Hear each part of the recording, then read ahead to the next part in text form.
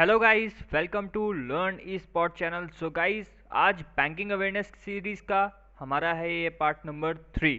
इसमें गाइस हम लोग पढ़ेंगे बैंकिंग सेक्टर्स में जो भी रिफॉर्म्स आए हैं 1786 से लेकर 1991 तक, देन ऑनवर्ड्स। उसके बाद जितने भी रिफॉर्म्स आए हैं उन सबको हम लोग डिटेल्ड मैनर में समझेंगे। उन रिफॉर्म्स के कारण हमारे बैंकिंग सेक्टर में क्या क्या चेंजमेंट आए हैं उनको भी गाइस हम लोग समझेंगे। उसके साथ ही पेपर के लिए मोस्ट इंपॉर्टेंट नरसिम्हन कमेटी के बारे में भी, जो कि फर्स्ट एंड सेकंड है, उसके बारे में भी डिटेल्ड में समझेंगे। और गाइस लास्ट में एक सरप्राइज है जो कि आपके पेपर में एक क्वेश्चन उससे आएगा ही आएगा। तो गाइस प्लीज़ लास्ट तक वीडियो ज़रूर देखिएगा, पेपर के लिए मोस्ट इंपॉर्टेंट टॉपिक है वो आपके लिए। ठीक है, अगर आपको ये वीडियो सीरीज़ पसंद आ रही है, बैंकिंग अवेयरनेस सीरीज़ अच्छी लग रही है, सो गाइस अपने और फ्रेंड्स को भी शेयर करिए, लाइक करिए, सब्सक्राइब करिए एंड कमेंट करिए। ठीक है गाइस, तो चलते हैं। तो सबसे पहले देखिए 1786 से लेकर 1991 तक का जितना भी रिफॉर्म्स है उसको हम 3 पार्ट में डिवाइड कर देते हैं।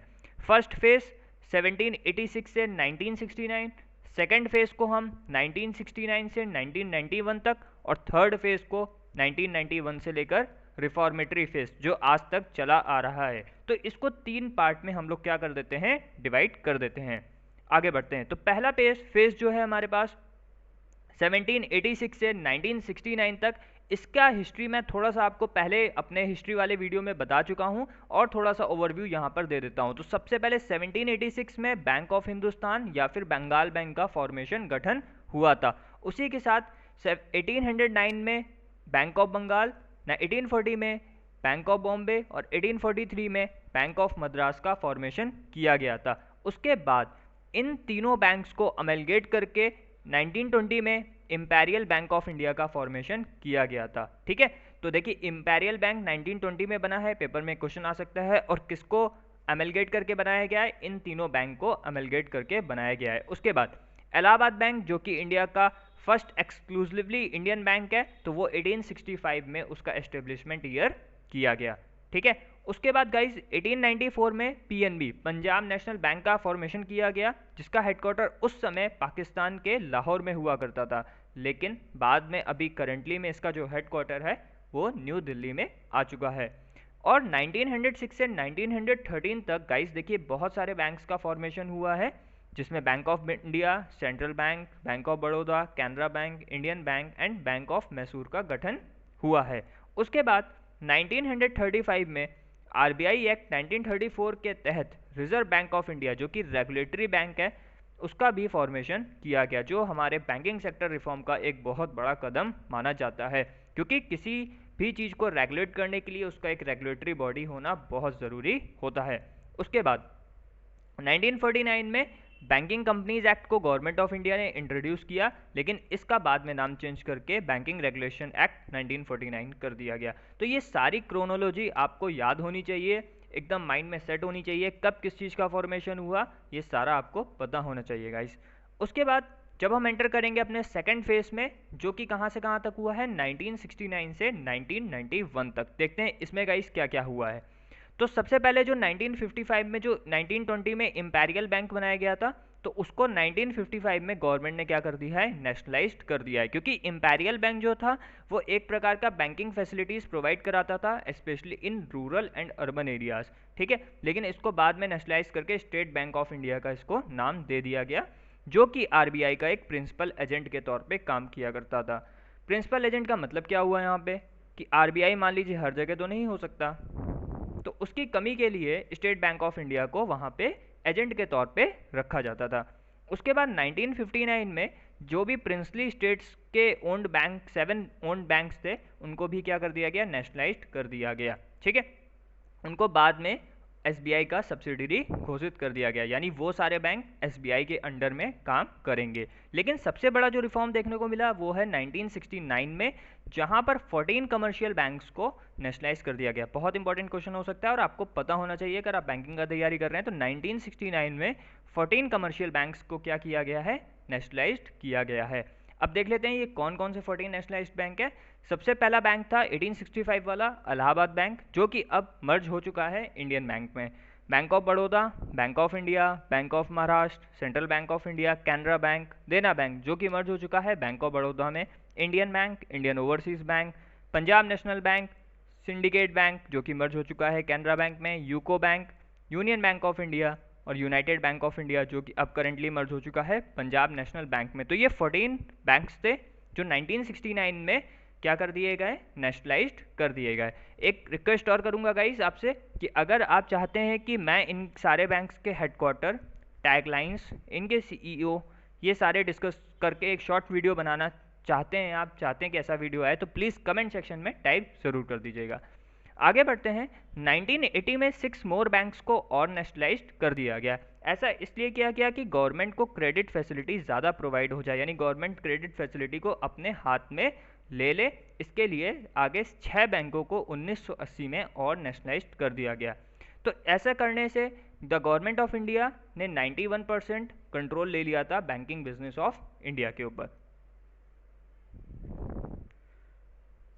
अब गाइस देखते हैं ये जो 6 बैंक थे ये कौन कौन से बैंक थे। तो सबसे पहला था पंजाब एंड सिंध बैंक, दूसरा था विजया बैंक जो कि बैंक ऑफ बड़ौदा में करंटली मर्ज हो चुका है, ओरिएंटल बैंक ऑफ इंडिया जो कि पंजाब नेशनल बैंक में इस टाइम मर्ज हो चुका है, कॉरपोरेशन बैंक जो कि यूनियन बैंक ऑफ इंडिया में मर्ज हो चुका है, और आंध्रा बैंक जो कि भी यूनियन बैंक ऑफ इंडिया में मर्ज हो चुका है। तो आपको ये सब पता होना चाहिए कि कौन सा बैंक किस बैंक में मर्ज हुआ है, ये याद होना चाहिए आपको, ठीक है। तो आगे बढ़ते हैं गाइस। अब हम बात करते हैं 1991 के बाद क्या हुआ, जो कि सबसे इम्पॉर्टेंट चीज़ है हमारे लिए जानना, ठीक है।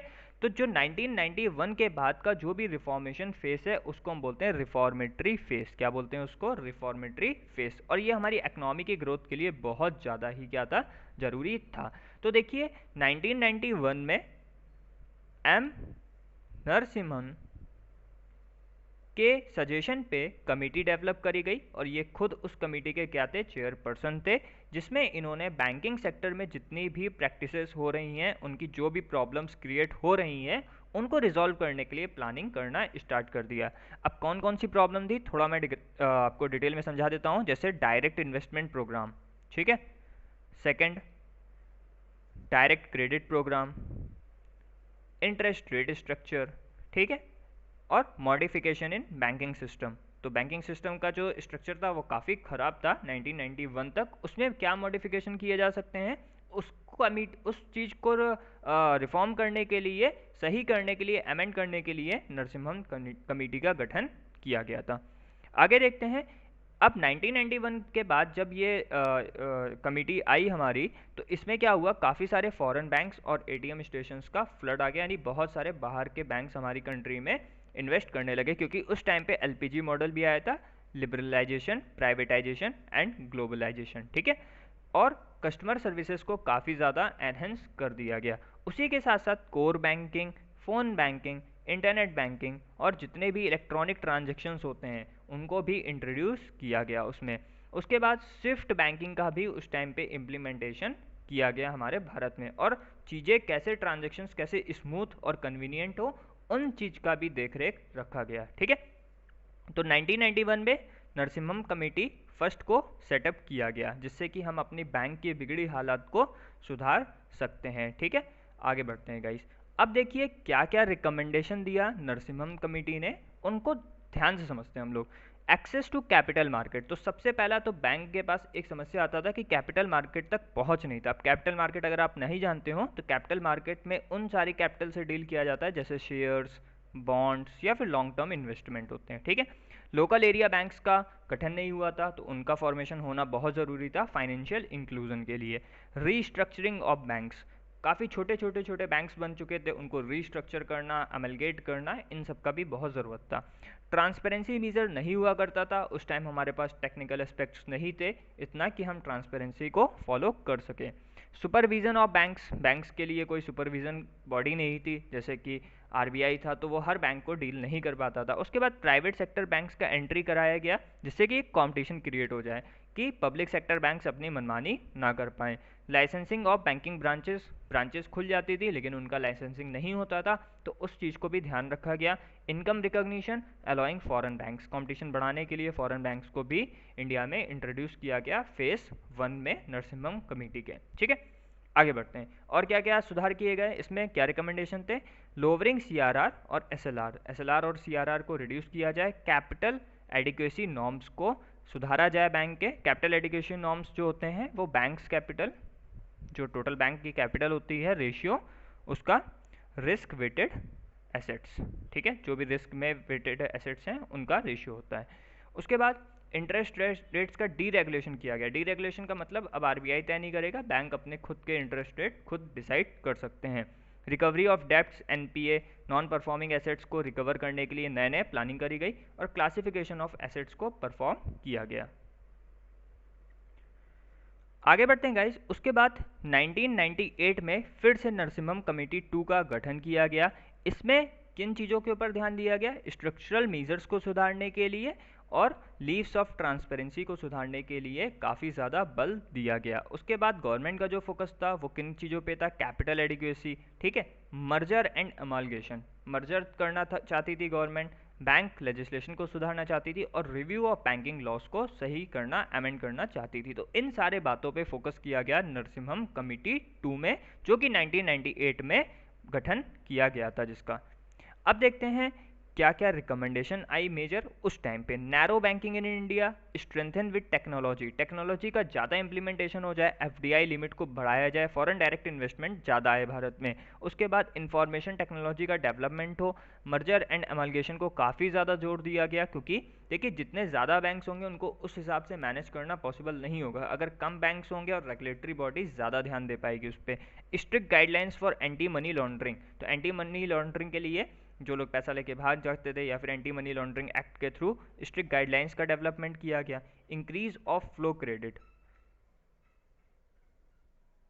तो यहाँ पे देखिए क्रेडिट का फ्लो भी क्या करा गया? इंक्रीज किया गया। तो ये सारे रिकमेंडेशन थे। और क्या थे? New areas in banking sector का फॉर्मेशन हो, बैंकिंग इंस्ट्रूमेंट्स में चेंजमेंट आए, बैंकिंग ओनरशिप्स बने, रिस्क मैनेजमेंट पे बहुत ध्यान दिया गया, कस्टमर सर्विसेज कैसे अच्छी प्रोवाइड हो और यूनिवर्सल बैंकिंग कैसे पूरे इंडिया में प्रिवलेंट हो, जैसे सीबीएस कोर बैंकिंग सर्विसेज, ठीक है। तो ये सारी चीज़ें रिकमेंड किए गए।